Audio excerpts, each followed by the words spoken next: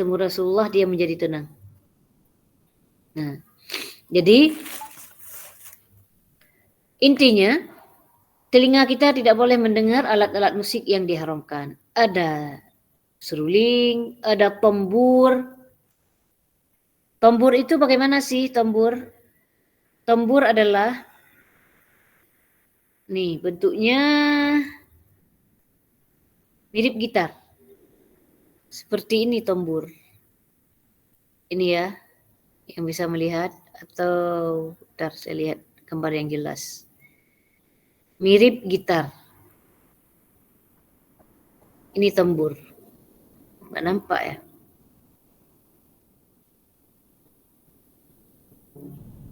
Nampak nggak?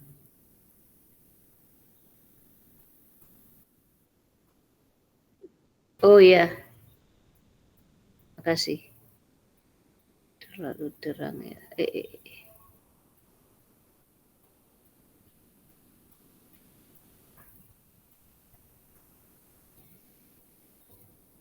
Ini nampak ya? Tombur. Oke. Itu tombur.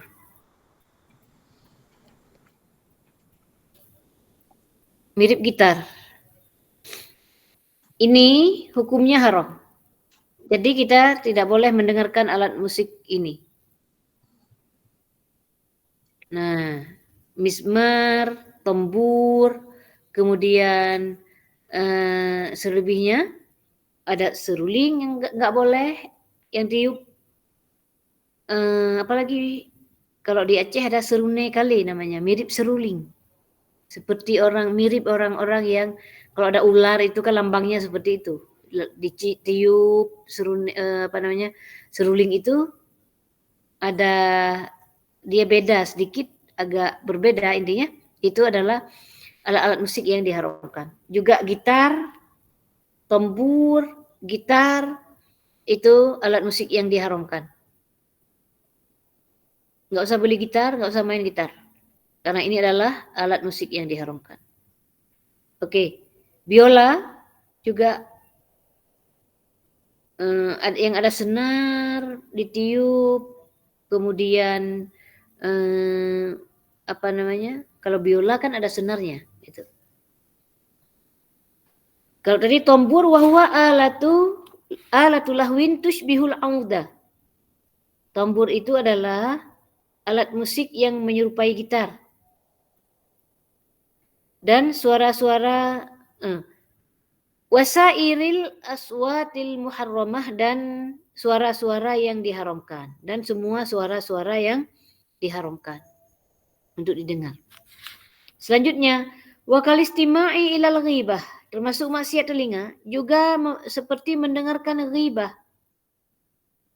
Ghibah ketika Anda menyebut saudara sesama muslim di belakang dia dengan sesuatu yang ia benci jika ia mendengarnya, maka ini adalah ghibah. Maka kita dilarang untuk mendengarnya. Ghibah dosa lidah, untuk mendengarnya menjadi dosa telinga. Mendengar ghibah. Jadi kalau udah ada tema tentang orang, sebaiknya kita nasihati untuk jangan lagi bercerita tentang orang. Stop aja lah. Daripada kita ngumpulin dosa. Inilah kenapa kadang-kadang kita disarankan untuk tidak banyak berkumpul-kumpul. Karena kenapa? Dikhawatirkan nanti ketika seperti itu, apalagi berkumpul dengan orang-orang awam yang mereka itu tidak berilmu, dikhawatirkan kita akan terjatuh ke dalam meridhoi takutnya.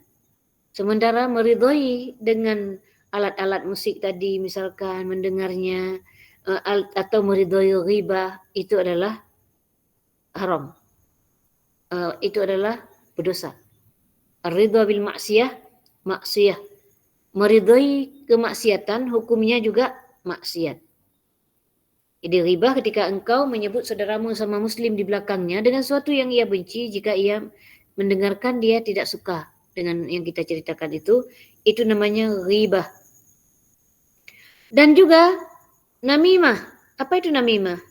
Namimah adalah membawa-bawa omongan untuk merusak hubungan atau adu domba. atau lalat merah kalau bahasa daerah-daerah tertentu. Dia suka bawa-bawa omongan sehingga nanti dengan omongan dia menyebabkan orang berantem atau menyebabkan permusuhan. Maka sebaiknya bagi kita yang mendengarkan itu tidak disampaikan. Dan nggak boleh didengarkan. Namimah tidak boleh didengarkan. Langsung di stop, nggak usah sampaikan sama saya. Apa efeknya, apa baiknya Anda sampaikan kepada saya? Saya nggak akan nggak akan mengambil tindakan apapun gitu. Jadi tidak boleh mendengar namimah, nggak boleh dengar. Wa nahwihima bikhilafi, dan selain daripada ghibah namimah, ada dosa-dosa lidah yang lainnya. Ada orang misalkan mendengarkan dari maksiat lidah yang berupa perbuatan-perbuatan maksiat yang lainnya, mendengarkan kebohongan-kebohongan misalkan. Di maksiat lidah itu banyak, di antara maksiat-maksiat di maksiat lidah itu untuk didengar oleh telinga dari maksiat lidah itu hasil orang berbicara atau hasil dari lidah dia yang itu mengandung unsur haram, maka juga tidak boleh bagi telinga untuk mendengarkan itu. Gitu. Bikhilafi ma idza dakhala alaihi sima'u qahran. Berbeda halnya jika seandainya dia masuk ke dalam telinganya itu tidak sengaja, terpaksa. Tapi dia ingkari. Dia pergi ke undangan. Dia nggak nyangka ternyata di undangan itu ada alat-alat musik yang diharamkan.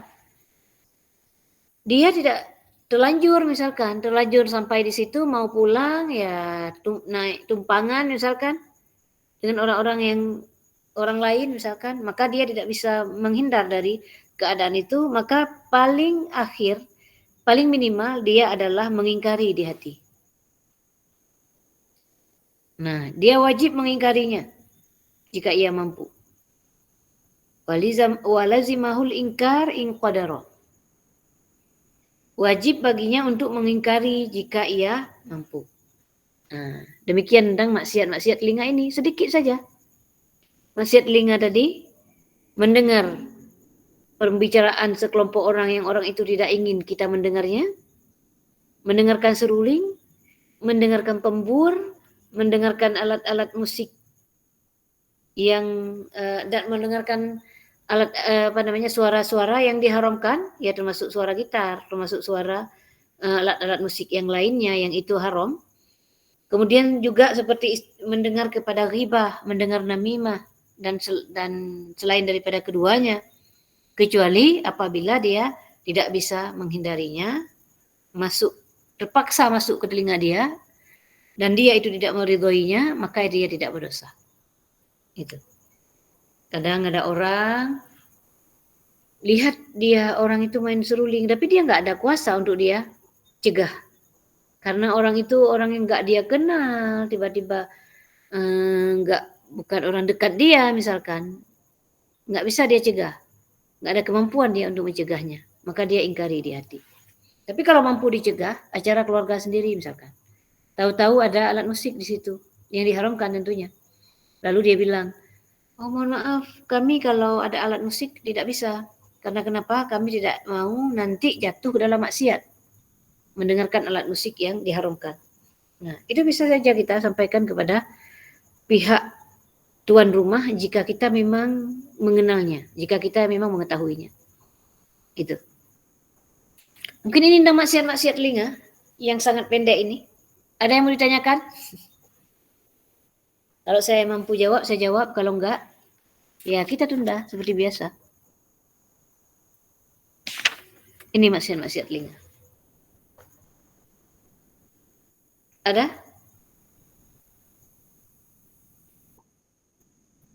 Ya, silakan.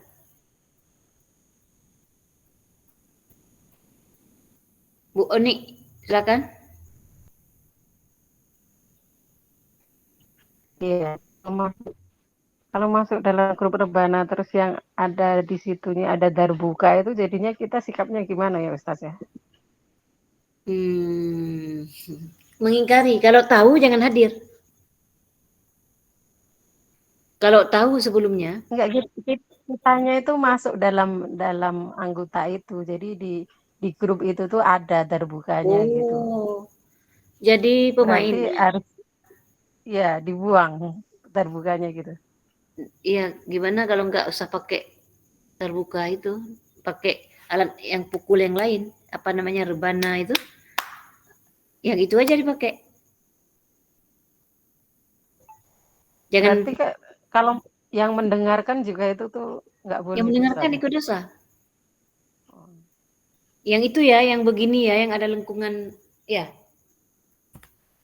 itu Terbuka yang itu masuk. yang ada lengkungannya yang kayak kayak kendang jadinya. Iya, iya, iya.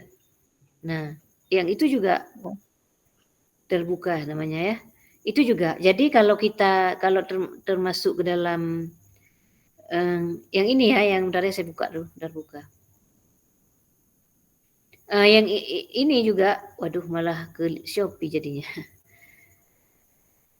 Ini yang begini nih, ini juga haram. Ini Ya kalau itu kita ngapain terbuka. kita pertanyaan, kita kan udah belajar kalau bisa jangan pakai alat terbuka ini. Jangan pakai terbuka, bisa nggak gitu? Coba nasihati pelan-pelan, dihilangkan terbuka. Gitu ya. Ya Ustazah, terima kasih. Kita berupaya, nggak ada cara lain selain kita menghindari Insyaallah. dengan apa namanya, mencoba menasihati teman-teman misalkan untuk tidak pakai terbuka. Oke, selanjutnya Teh Bahruman Ali Adifa. Ya, silakan. Ya, saya Oke. Teh Bahruman gimana?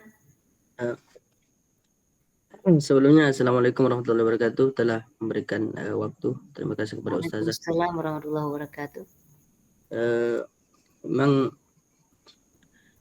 masalah darbuka ataupun alat musik yang lain, kalau kita dengar dari beberapa ulama, yaitu memang kan masalah musik ataupun alat musik ini masih ada khilafiyah gitu, masih termasuk khilafiyah. Jadi kalau misalnya sebagian ulama itu mengambil pendapatnya ataupun menyimpulkan haram atau tidaknya darbuka ataupun alat musik yang lain itu melihat daripada apa namanya maqasid syariah, artinya melihat kepada tujuan syariat itu. Kalau misalnya kan sekarang itu kita mungkin agak susah untuk menghindarkan yang namanya darbuka, dan bila kita lihat di berbagai daerah seperti misalnya di Jawa Timur atau di Jawa Tengah dan sudah juga di daerah-daerah yang lain, itu kebanyakan orang itu memakai darbuka, namun juga ada sebagian tidak memakai. Nah, itu misalnya seperti saya kan, saya itu kalau misalnya seperti saya yang pernah ini ikut-ikut seperti di Jawa Tengah itu kan diajak jadi vokal. Jadi vokal utama lagi gitu kan. Ini bukan bermaksud untuk pamer, bukan, tapi untuk menanyakan saja. Itu ada darbuka. Kalau misalnya kita larang nggak ada darbuka dan kita nggak mau ikut, itu bisa jadi gimana? Bertentangan sehingga kita itu bagaimana? Tidak enak lah. Tidak enak. Dan bagaimana itu menyikapi tentang darbuka? Memang kan ini masalah khilafiyah. Masalah khilafiyah itu dari mana didengar bahwa itu khilafiyah masih darbuka? Dari guru-guru kita? Dari guru-guru kita juga, kita dari apa namanya ulama-ulama yang lain, yang misalnya ulama-ulama kontemporer yang dijelaskan oleh ustaz-ustaz kita, ustaz-ustaz yang di luar, yaitu jamaah syahama seperti itu. Ya, Dan kalau kita bicara itu harus ada dalil yang kuat dari ulama. Kita pakai ulama aja ya. Kalau kontemporer, kalau sekarang itu mohon maaf, orang senang menggunakan kata-kata istilah agama, maqasid syariah lah. untuk membawa agama ke arah-arah yang sesuai dengan hati nurani dia. Jadi kalau saya berprinsip, saya nggak tahu ada perbedaan pendapat ulama, belum pernah dengar. Mungkinkah saya nggak berani, karena kita udah diajari oleh guru-guru kita bahwa mengambil itu nggak sembarangan gitu loh. Kita itu orang yang muttabi' gitu. Muttabi' itu ke siapa? Muttabi' pun nggak sembarangan kita muttabi'. Ikut aja ke orang-orang, ke para guru yang guru itu thiqat ya, yang guru itu thiqat itu. Jadi kalau bicara nanti nggak enak, ini kalau bicara nggak enak ya, kalau terus terang saya mohon maaf, juga tidak paham saya kalau ada perbedaan pendapat. Barangkali ada. Saya yang belum nyampe ilmunya, barangkali. Namun saya kalau belum dengar dari guru yang thiqat, terpercaya guru itu, amanah ilmu dijaga, itu saya mohon maaf nggak berani gitu. Kalau saya pribadi dari guru yang thiqat, jangan bilang di luar ada juga Ahlussunnah, bukan nggak ada di luar Ahlussunnah. Bukan semata-mata syahamah di dunia ini yang Ahlussunnah gitu. Ada yang lain, tapi maksudnya kita dalam mengambil kan perlu kehati-hatian. Siapa yang kita ambil? Apalagi kalau disebut ulama kontemporer, saya bukan sekali mengikuti acara-acara yang dibikin oleh orang yang mengatasnamakan ulama kontemporer itu, dan sering sekali menyebut kata-kata maqasid syar'iyyah misalkan. Kita itu kalau maksudnya itu kebaikan katanya, ya nggak apa-apa. Dalam Islam tidak boleh membersihkan najis dengan najis.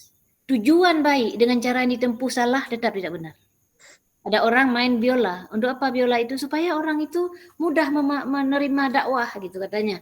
Tapi biola itu haram katanya karena maqasid syar'iyyah. Lalu supaya mudah dipahami oleh orang pakai biola. Agama enggak gitu. Agama menuju kepada kepada tujuan bukan dengan cara yang salah. Tujuannya baik, ditempuh dengan cara yang salah enggak boleh dalam agama. Tujuan baik ditempuh juga dengan cara yang baik. Gitu. Enggak boleh kita menempuh dengan ini saya mau menyampaikan Allah ada tempat-tempat luar biasa ini akidah benar. Tapi supaya orang tertarik di sini ini orang senang biola. Saya bawa biola. Enggak gitu. Kita bukan seperti itu. Kalau ulama dulu seperti Wali Songo misalkan datang ke Indonesia memang sangat lembut dalam berdakwah betul. Tapi mereka enggak jatuh dalam maksiat juga. Contoh misalkan wayang kulit mereka bikin. Kan mereka tidak membuat yang berdimensi, gambar yang berdimensi misalkan. Yang ketika ditiupkan ruh dia bisa hidup, enggak demikian. Mereka enggak menggunakan yang haram. Tidak boleh tujuan baik lalu menggunakan alat-alat yang haram. Itu kalau saya gitu diajari oleh guru. Saya tidak bicara perbedaan pendapat tentang alat-alat musik karena saya mungkin tidak berilmu tentang itu. Gitu. Tapi intinya kalau yang di sini saya amalkan yang di sini aja. Yang ada di kitab aja gitu. Sejauh itu ilmu Anda ya, sejauh itu gitu. Cuman segini ilmu saya. Yang kita harus yang sedikit ini harus diamalkan gitu. Jadi mohon maaf jika ditanya nggak enak sama orang, kita lebih nggak enak pada Allah atau nggak enak pada orang. Kalau yang kita kalau bahasa Aceh, kalau yang kita ikuti itu ridwan nas ghayatun la tudrak. Kalau ridhonya manusia itu nggak bisa kita capai. Ridha Allah yang harus kita capai. Ghayatun la tudrak. Ridha Allah ghayatun la tudrak. Ridha Allah adalah tujuan yang tidak boleh kita tinggalkan. Gitu ya. Gitu Tiba Ruman menurut jawaban saya dengan ilmu saya yang sangat sedikit ini, saya mengatakan bahwa apa yang kita pelajari ini walaupun tidak enak pada orang, tetap kita nggak boleh melakukan. Kita harus konsisten gitu. Istaqim binafsika. Yastaqim bika ghairuka. Kita bendanya dulu yang harus tegak berdiri, kemudian bayangan pasti akan tegak. Gitu ya yang bisa saya jawab Tiba Ruman. Jadi kalau ada dibilang maqasid syar'iyyah tadi tujuannya baik dengan cara yang salah, saya dapat dari guru tidak demikian. Tujuan baik dengan cara yang baik harus ditempuh. Membersihkan najis bukan dengan najis. Gitu ya, itu mungkin yang dapat saya sampaikan. Bisa disambung sedikit lagi Ustazah. Ya, gimana? Ya, kadang sebagian guru-guru yang bukan juga dari guru syahama, maksudnya juga mengatakan bahwa kan Islam ini ya rahmatan lil alamin. Kalau seandainya misalnya kita mengambil pendapat yang bahwa yang alat yang seperti terbuka ataupun semacamnya lah, itu kita potong ataupun kita ngambil pendapat yang seperti yang kita amalkan sekarang ini, artinya tidak boleh lah, sama sekali tidak boleh. Maka orang yang memang dia itu ya suka musik, dan kita tidak bisa lagi untuk secara langsung mengatakan itu tidak boleh. Nah, itu bisa lari orang dari kita, artinya dakwah kita itu bisa tidak diterima oleh orang. Tetapi dengan sedikit demi sedikit kita dekati dulu, artinya kita tidak mengiyakan dan tidak meridhoi itu perbuatan mereka. Cuma dengan kita itu, cara kita berdakwah sedikit demi sedikit agar mereka itu ya, tujuan kita kan mengajak mereka supaya kepada jalan yang benar. Namun kalau misalnya Saya secara langsung, udah dapat intinya, Teh Bahruman. Kita intinya bukan mujtahid di sini. Kita bukan mujtahid. Kita nggak bisa mengatakan dengan tujuan begini, dengan tujuan begitu. Karena kenapa? Karena yang layak untuk mengambil hukum ini adalah para mujtahid. Itu. Kemudian, adapun orang yang pertama belajar ilmu agama nggak langsung kita sampaikan maksiat-maksiat seperti ini, memang itu metode guru-guru kita.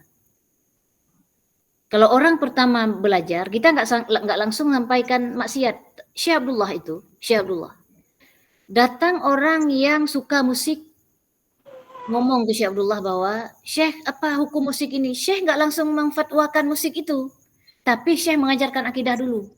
Sampai dia paham benar tentang akidah, baru siap dia menerima bahwa beberapa musik itu memang diharamkan. Jadi mohon dipahami dengan benar duduk permasalahan ya. Kita kepada orang yang pertama belajar, nggak langsunglah kita sampaikan tentang musik. Dan kita pun jangan menjadi orang yang muzabzab atau orang yang yang apa istilahnya, ini iya, itu pun nggak boleh juga gitu loh. Jangan jadi mudahin gitu. Intinya kita bukan mujtahid. Nggak layak kita memutuskan, oh tujuan saya baik, boleh saya ambil ini. Tidak boleh, karena kita bukan mujtahid. Itu jawaban saya. Tidak boleh, karena kenapa kita bukan mujtahid? Yang layak mengambil hukum, boleh tidak sesuatu itu adalah para mujtahid. Kita tidak berhak. Kita siapa sih? Kita khas, nggak ngerti, mutlak, muqayyad, kita nggak ngerti. Nasih mansuh, kita nggak ngerti. Siapa kita? Maka kita ketahui yang sedikit, kita amalkan yang sedikit. Tidak kita, banyak pendapat lalu kita ambil. Itu bukan tugas kita itu. Itu tugas mujtahid. Di antara sekian banyak pendapat lalu diambil mana yang yang maslahat misalkan, itu bukan tugas kita itu. Kalau masalah kita biar nggak dikatakan ekstrim, ada tempatnya. Kita itu nggak bisa menyenangkan semua orang. Kita nggak bisa menyenangkan semua orang. Jangan terlalu takut. Sama ini akhir zaman kita membawa agama memang seperti membawa bara api. Nggak usah terlalu takut. Intinya jangan diperpanjang ya. Saya ini bukan tempat untuk kita berdiskusi. Ini saya rasa kalau hal begini bukan di sini tempatnya untuk kita berdiskusi. Karena di sini banyak yang ikut pun segala macam orang ada di sini mungkin ya. Mohon maaf ya, jangan diperpanjang lagi tentang ini. Dan kita bukan mujtahid. Baik Ustazah, sudah sangat sedikit amalkan, itu pesan saya. Yang udah kita pelajari sedikit itu amalkan. Para wali itu tawadhu, sedikit yang mereka pelajari, kadang-kadang mereka itu mengamalkan, benar-benar mengamalkan jadi wali kadang. Sedikit kita tahu, amalkan. Ilmu bermanfaat adalah kita tahu yang dapat kita amalkan. Itu aja. Kita mencari ilmu untuk kita amalkan. Itu. Baik Ustazah, terima kasih penjelasannya dan intinya dan tujuannya mungkin sudah sangat dipahami oleh kami. Terima kasih Ustazah. Barakallahu fikum. Amin wa fiik. Baik. Tadi siapa? Adifa ya? Assalamualaikum Ustazah, saya mau bertanya ya Ustazah.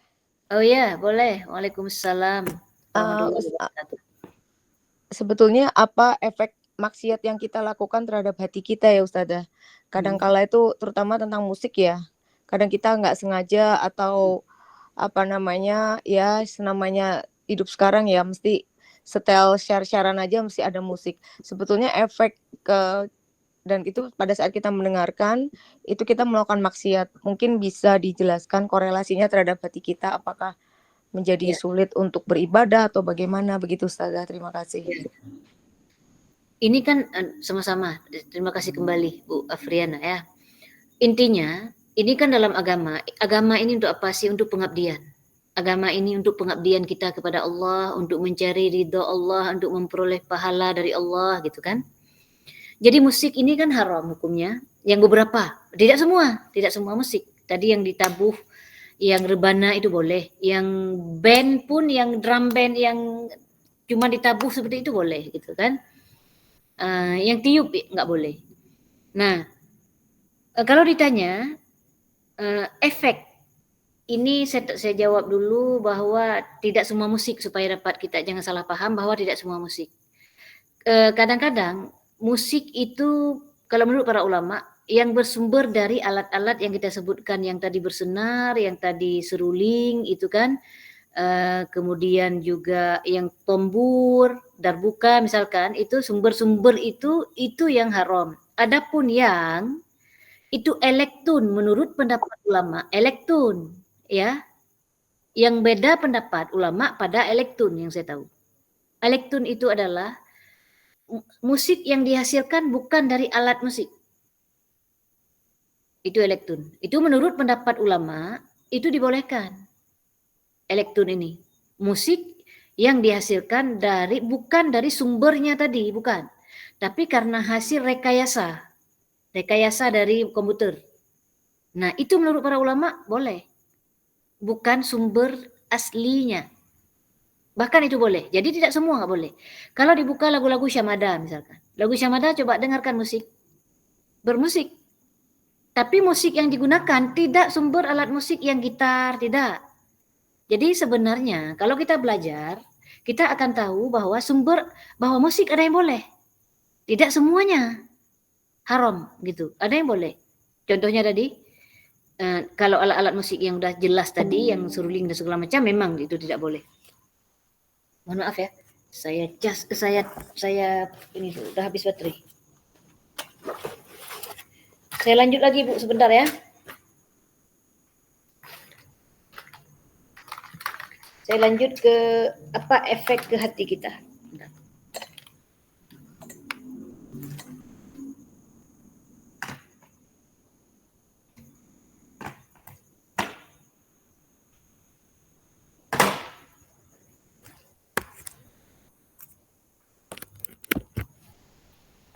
Oke. Nah, itu dulu udah penjelasannya bahwa sumber musik yang haram udah jelas tadi, beberapa yang seruling, yang bersenar, yang tiup itu dan yang darbuka tadi. Tombur gitu ya, gitar sumbernya. Kemudian ada yang hasil rekayasa itu berupa elektron, itu menurut pendapat ulama yang lain itu boleh. Gitu kan? Ada yang mengatakan juga tidak boleh. Nah, di sini peluang kita untuk bagi yang mungkin terkait juga dengan pertanyaan Mbak Ruman Ali tadi, disinilah ruang bagi anak muda yang ingin berdakwah lewat musik. Karena ada yang boleh, bukan berarti yang nggak boleh itu dibolehkan untuk bisa berdakwah, itu yang nggak, gitu loh. Tapi kita ada hilah syar'iyah yang itu dibenarkan oleh ulama. Ulama itu yang berkata, karena kita bukan mujtahid tadi. Jadi yang dikatakan oleh ulama boleh, itu yang boleh. Nah, adapun jika ditanyakan apa efek kepada hati kita? Hati menjadi keras. Ketika mendengar alat musik yang diharamkan itu kan ingat, yang larang Allah, pencipta hati kita Allah, pencipta telinga kita Allah, Ketika sumbernya dari telinga masuk ke dalam hati, hati kita menjadi keras. Di antara ciri hati keras itu, dia tidak mengarah kepada kebenaran. Hati ibarat cermin. Jika cermin itu kotor, dia tidak tampak lihat jelas wajah dia. Namun jika cermin itu bersih, tampak jelas ada kekurangan, dia bisa ngoreksi, oh ini kurang apa gitu. Oh wajahnya kurang apa, oh ternyata alisnya itu mereng misalkan, dia bisa lihat jelas. Demikian juga dengan hati kita. Dan hati kita ketika dia bening dapat melihat maksiat dia takut, berbuat taat menjadi enak. Gitu ya, berbuat taat menjadi dirasakan nikmat, ada lezat dia beribadah. Namun jika hati kotor, jika hati itu keras, banyak maksiatnya, maka tidak akan nikmat dia beribadah. Kalau badan kita sakit, kenapa makan yang tidak enak? Badan sakit, makan yang tidak enak. Padahal mungkin yang sakit bukan di mulut. Yang sakit di badan, di bagian anggota tubuh yang lainnya. Tapi yang tidak enak, mulut. Ketika makan tidak enak. Karena kenapa? Ada yang sakit. Demikian juga dengan hati. Jika hati sakit, banyak maksiatnya, maka dia melakukan ibadah nggak enak, nggak terasa lezat, lewat sekedar lewat. Nah, sementara kita nggak ingin seperti itu. Kita ingin sholat itu kita nikmati, hadir rasa khusyuk, hadir rasa takut pada Allah, mudah belajar ilmu agama, di antara juga hati yang bening, gitu. Nah, ini ya, begitu mungkin Bu Afriana, efek dari hati yang banyak maksiatnya. Oh, apa namanya? Sumber maksiat telinga tentunya akan menyebabkan ke seluruh tubuh itu tidak enak. Karena kenapa? Karena banyak maksiat. Terima Itu ya. kasih Ustazah. Sama-sama. Itu mungkin dapat saya jawab. Ini Adifa ya, Adifa. Mau nanya apa Adifa? Ustazah izin bertanya, Ya. apa saja musik yang dilarang dalam Islam dan apa saja yang dibolehkan dalam Islam? Dan kalau satu lagi boleh Ustazah? Kalau drum tuh dibolehin nggak Ustazah? Soalnya kalau di pondok-pondok tuh biasanya kalau bawa wawancara tuh pakai drum, pakai apa kayak gitu. Kalau Ramadan kan orang-orang kampung kan nggak tahu. Iya, iya. Alat musik kayak robana gitu itu dilarang nggak Ustazah? Oke, iya. Alat musik yang diharamkan tadi, yang tiup, seruling, saksofon, ya, apalagi trompet, ya. Trompet alat musik apa enggak sih? Ini nggak tahu saya trompet. Intinya seruling, yang tiup, saksofon itu haram. Yang mirip gitar, yang bersenar, gitar, tadi tombur, kemudian piano, ya.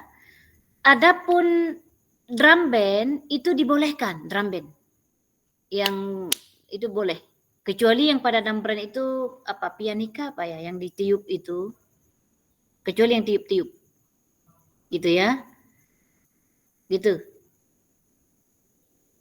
Tidak, kalau peluit nggak haram karena kan ditiup tidak bernada. Gitu. Kalau bersiul Ustazah? Bersiul Ustazah nggak tahu hukumnya. Tapi Gitu dosa nggak kalau kita bersiul? Makanya Ustazah kebanyakan soalnya Ustazah belum tahu bersiul. Nanti Ustazah tanya dulu ya. Iya, soalnya kebanyakan orang kan kalau di kamar mandi kemungkinan bersiul. Biar nggak bosen nih lagi mandi. Iya. Nanti ditanyakan ya. Nanti ditanyakan. Makasih bagaimana Ustazah. hukum bersiul. Baik, sama-sama. Mungkin tentang alat-alat musik ini. Tadi yang dibolehkan sudah Ustazah jelaskan ya. Yang dibolehkan ada yang elektron itu boleh. Rekayasa musik bukan sumber asli dari alatnya. Bukan dari gitar asli. Bukan dari seruling. Tapi dia dari alat-alat yang itu dibikin, direkayasa dengan komputer sehingga menjadi suara-suara yang seperti musik. Berarti kalau misalnya listrik itu Ustazah boleh nggak kalau piano listrik? Waduh, itu piano listrik Ustazah juga nggak tahu bagaimana bentuknya itu. Ya. Ya kalau di nggak lupa di mana, tapi piano tuh ada yang dibolehin nggak sih? Beda piano, beda dengan apa ya satu lagi mirip piano itu. Alah, apa namanya? Mirip piano itu kalau orang nikahan itu keyboard ya, keyboard. Keyboard. Keyboard. Keyboard ini sumber musiknya itu bukan dari senar, itu bikinan itu. Menurut yang saya tahu, menurut kata orang ya, kata orang. Itu bikinan, bukan sumber asli gitar, kan gitu dia rekayasa itu. Nanti ganti ini jadi suara kayak gitar, ganti ini jadi suara kayak piano gitu ya. Jadi yang saya tahu itu keyboard semacam rekayasa alat musik juga. Gitu. Ustazah, kalau misalnya kan kalau kayaknya tuh kalau piano tuh kayaknya kan ada lagu-lagunya, itu boleh nggak sih kalau kita nyetel lagu-lagunya? Soalnya temenku ada yang punya piano. Lagu Ya, apa? lagunya kayak lagu-lagu yang nggak tahu deh kayaknya. Tapi kayaknya nggak boleh kalau yang lagu ya, jangan kayaknya sayangku. Jangan kayaknya. Tapi kita harus tahu. Misalnya kayak lagunya yang nggak dibolehin dalam Islam gitu. Kalau misalnya lagu yang tidak dibolehin yang mengandung syahwat. Syahwat itu apa Ustazah? Anak kecil nanti dijelaskan syahwat itu lezat ya. Belum tahu Adifa, nanti dijelaskan. Maksudnya ya. lezat makannya Ustazah. Oke, nanti dijelasin ya Adifa.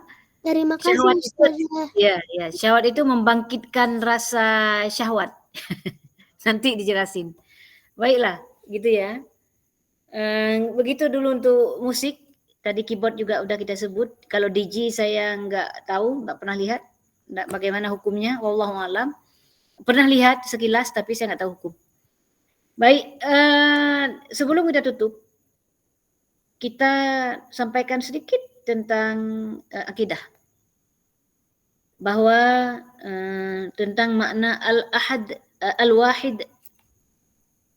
Makna al-wahid dengan makna al-ahad. Al-wahid, Allah Esa, tidak ada sekutu baginya. Itu makna al-wahid. Bukan angka, bukan bilangan.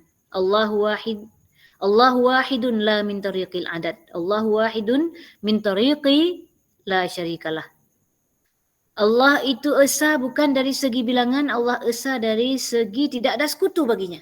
Jadi Allah tidak ada sekutu baginya. Apa sih sekutu? Persamaan. Tidak ada yang serupa dengan Allah. Allah Esa, tidak ada yang serupa. Apapun yang terlintas di benak kita tentang Allah, Allah tidak seperti itu karena tidak ada yang serupa. Perempuan dengan laki-laki ada keserupaan. Sama-sama manusia. Manusia dengan monyet ada keserupaan, ada tangan, ada mata. Manusia dengan pohon ada keserupaan, ada enggak? Ada. Mana serupanya? Dari tidak ada menjadi ada. Jadi seluruh makhluk berubah. Dari tidak ada menjadi ada. Jadi persamaannya ada. Yaitu sama-sama makhluk. Makhluk diciptakan oleh Allah dari tidak ada menjadi ada. Berubah. Dari kecil, besar, tumbuh, itu adalah namanya perubahan. Makhluk ciptaan Allah semuanya ada berubah. Manusia dari kecil jadi besar. Dari tidak bisa menjadi bisa. Itulah makhluk. Ciri makhluk berubah-ubah. Allah pencipta seluruh makhluk tidak berubah. Allah Esa, tidak ada sekutu baginya. Tidak serupa dengan apapun. Tuhan yang kita sembah, pencipta kita satu-satunya. Tidak ada Tuhan yang berhak disembah kecuali Allah. Adapun sesembahan selain Allah tidak benar. Sesembahan selain Allah batil. Tidak benar. Allah yang kita sembah ada tempat-tempat.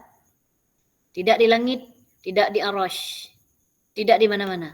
Allah mengawasi kita, tidak membutuhkan kepada tempat di samping kita.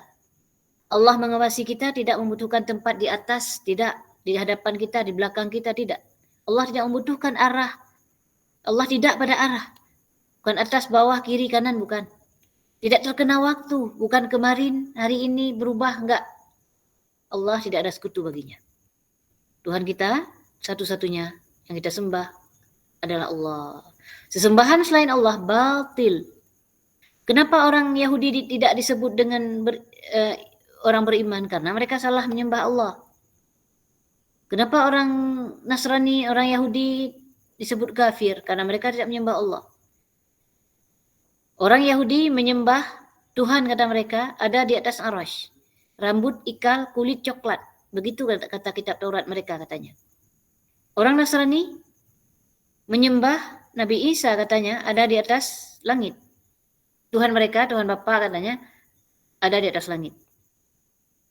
Yang itu adalah benda, yang itu adalah ciptaan Allah. Segala sesuatu yang berbentuk membutuhkan kepada yang menciptakan bentuk, yaitu Allah. Kenapa enggak layak disembah matahari? Karena berbentuk. Kenapa enggak layak disembah bulan? Karena berbentuk. Jadi yang disembah oleh mereka selain Allah batil. Karena kenapa? Karena itu serupa dengan makhluk. Allah tidak serupa dengan makhluk dari segala segi. Begitu ya. Mahma tasawwarta bibalik fallahu bikhilafi dzalik. Apapun yang terlintas di benakmu tentang Allah, maka Allah tidak seperti itu. Itu ya. Karena pendek hari ini, maka kita tambah faedah sedikit tentang bahwa Allah Esa, tidak ada sekutu baginya. Esa bukan bilangan. Karena jika bilangan kurang 1, kurang 0,1, tidak jadi angka 1. Sedangkan Allah pencipta tidak serupa dengan angka-angka. Tidak bisa dibagi-bagi. Allah tidak terbagi-bagi dengan bagian-bagian. Gitu. Gitu ya. Baik, ini mungkin yang dapat kita sampaikan sebelum menutup kajian kita hari ini. Semoga ada manfaatnya, semoga ada faedahnya. Bahwa akidah kita, akidah Ahlussunnah wal Jamaah, Al-Asy'ariyah wal Maturidiyah, meyakini bahwa Allah tidak serupa dengan makhluk. Ini ada yang raise hand? Sorry, siapa? Ada yang mau tanya ya? Ada apa?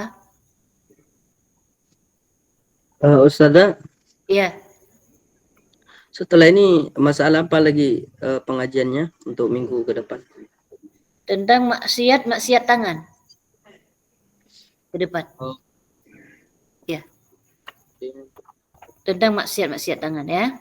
Yang sudah selesai maksiat lidah, malam ini maksiat telinga, kemudian kita masuk ke maksiat tangan. Di antaranya nanti mengurangi timbangan, membunuh, mencuri, merampas, mengambil pajak, itu. Nanti minggu depan insya Allah. Ini kita udah akhir pengajian ya. Jadi akidah, tentang ibadah, tentang najis, tentang taharah, tentang sholat sudah lewat. Tentang akidah, tentang mengenal Allah, kepada yang enggak tahu ya, bukan ketua Bahruman, ini kepada yang lainnya. Tentang akidah, tentang sifat-sifat Allah itu sudah di awal. Tentang sifat-sifat Nabi sudah di awal. Tentang bab riddah juga sudah. Oke, demikian mungkin dari saya. Saya kembalikan kepada Ustadz Ibnu Zuhri. Baik, terima kasih Ustazah atas penjabarannya malam hari ini. Semoga kita yang hadir bisa memahami dan bisa harapannya mengamalkan apa yang sudah disampaikan oleh Ustazah Mukhlisah, Ustazah Dr. Mukhlisah Fala. Adapun pada pertemuan berikutnya insya Allah kita akan membahas mengenai tentang maksiat tangan. Maka selalu istiqomah, semoga Allah Subhanahu wa taala memberikan kita istiqomah dalam belajar dan menetapkan kita atas dasar keimanan yang benar kepada Allah dan Rasulnya alaihimus salatu wassalam. Maka sekianlah acara kita malam hari ini. Semoga berkah yang kita pelajari dan bisa kita amalkan di kemudian hari. Dan tak terlupakan saya sebagai moderator mengucapkan beribu kata maaf jika seandainya ada kekurangan dan kesilapan dan kesalahan. Untuk itu kami persilakan kepada Ustazah Mukhlisah Fala untuk menutup kajiannya. Baik, terima kasih. Saya ucapkan terima kasih banyak atas waktunya semua yang telah berkumpul di sini. Mohon maaf saya jika ada kekurangan. Jika ada pertanyaan-pertanyaan yang tidak bisa saya jawab, insya Allah lain kali nanti disempurnakan lagi, mudah-mudahan. Kita tahlil seperti biasa, la ilaha illallah, la ilaha illallah, Allahumma sayyidina Muhammad wa ala alihi wa sahbihi wa sallam. Allahumma salli ala sayyidina Muhammad wa ala alihi wa sahbihi wa sallim. Allahumma salli ala sayyidina Muhammad wa ala alihi wa sahbihi wa sallim. Rabbi ighfirli wa liwalidayya wa lil mu'minina wal mu'minat. Rabbi ighfirli wa liwalidayya wa lil mu'minina wal mu'minat. Rabbi ighfirli wa liwalidayya wa lil mu'minina wal mu'minat. Wallahu a'lam ahkam. Terima kasih sekali lagi. Barakallahu fikum. Wassalamualaikum warahmatullahi wabarakatuh. Waalaikumsalam warahmatullahi wabarakatuh. Pada para hadirin dan hadirat, jika seandainya ada yang belum bergabung ke grup Majelis Sunnah, boleh untuk mengklik link yang sudah kami lampirkan di kolom komentar. Jika seandainya bagi yang belum bergabung, boleh untuk bergabung di sana. Dan jika seandainya ada yang ingin bertanya, boleh menjapri para admin yang ada di grup WA admin WA grup Majelis Ahlus Sunnah. Insya Allah nanti pertanyaan tersebut akan kami sampaikan kepada Ustadzah Mukhlisah Falah. Sekian, terima kasih cerita malam hari ini. Semoga semuanya Allah Subhanahu wa taala tetapkan kita semua dalam keadaan iman dan takwa kepadanya dan diwafatkan dalam keadaan iman. Amin ya rabbal alamin. Barakallahu jami'an. Wa ahsanallahu ilaikum. Ja'alani Allah wa iyyakum min ahlil ilmi wa ahlil khair. Wassalamualaikum warahmatullahi wabarakatuh. Waalaikumsalam warahmatullahi wabarakatuh. Izin live ya. Ya, Ustazah. Izin pamit. Terima kasih admin.